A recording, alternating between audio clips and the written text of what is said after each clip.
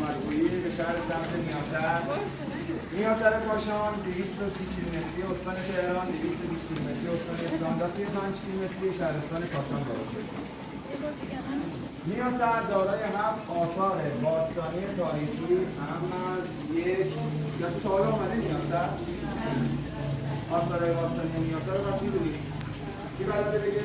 حمام دیگه اونا کاشانه نیاسر سر آبشارش حمام بود آبشار. اینجا 7 آثار باستانی داریم.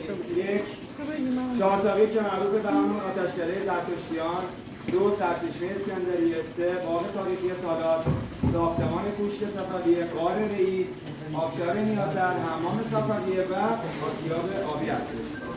ما همه ساله مراسم گلابگیری و جشن‌های گل گلاب را از اوایل اردیبهشت ماه روایت اوایل خرداد ماه به دو روش سنتی و صنعتی انجام میدیم. صنعتی مثل گلاب ربیع و نادر، سنتی مثل همین گلابی که شما دارید ملاحظه می‌فرمایید. ما برای